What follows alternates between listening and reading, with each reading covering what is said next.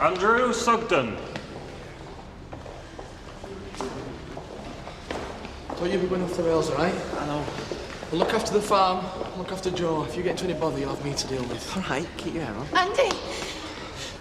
I had to come. I'm so glad you did. What have they said? Henry's hoping for a year and we're 6 months inside. I've got to go. I know. I love you, sweetheart. Will you be all right out here?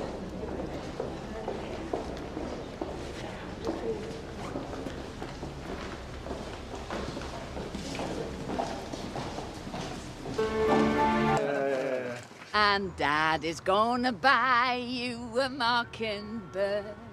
And if that mockingbird don't sing, Dad is gonna buy you a diamond ring. Hey, hey, hey, wouldn't that be lovely? Oh!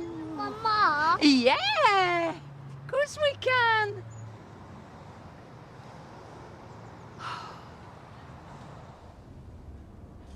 And I can confirm that Your Honour has received the case law relevant to sentencing and the range of custodial sentences the court should consider imposing. Yes, Miss Macpherson, I am aware.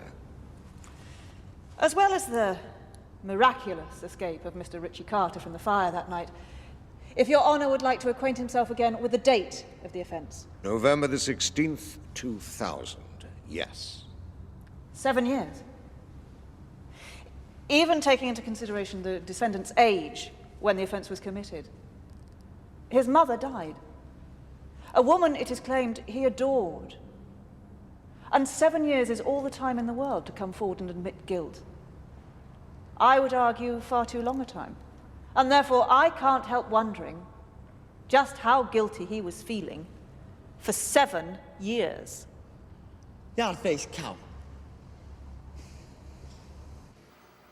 Andrew Sugden voluntarily admitted what happened that night, November 16th, 2000. He had nothing to gain except face his conscience and accept his guilt. He was under no pressure to come forward, particularly now as he has a young child, a thriving farm, and was just about to marry his fiancée. Today, as it so happens. Now, if I could draw Your Honour's attention to the pre-sentence report, which recommends a suspended sentence with probation and psychological sessions for the purposes of treatment. Obsessed. On a more personal note, and having spent many hours with the family, I'd ask Your Honour to accept from me that Andy has felt guilt every single day since Sarah Sugden died. Now, since then, he's been of good character, dedicating his life to hard work.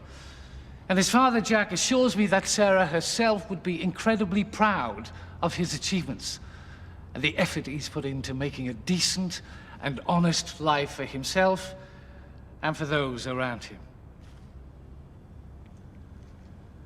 Now, given the exceptional circumstances of the case, I submit that it would be right to suspend sentence.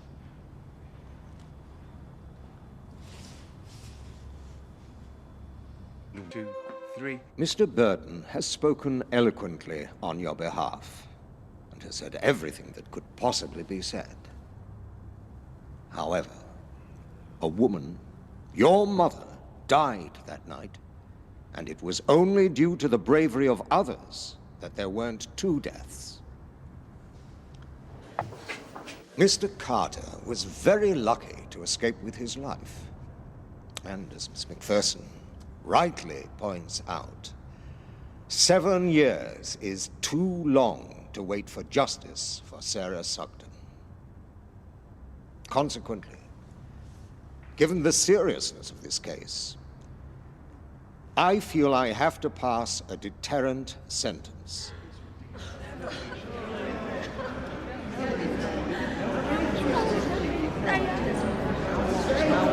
No! That's not fair! He's got a little girl! Please don't do this!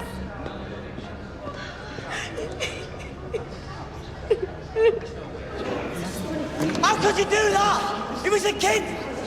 He was only a kid! Take him down. It's not who he says you daft don't get.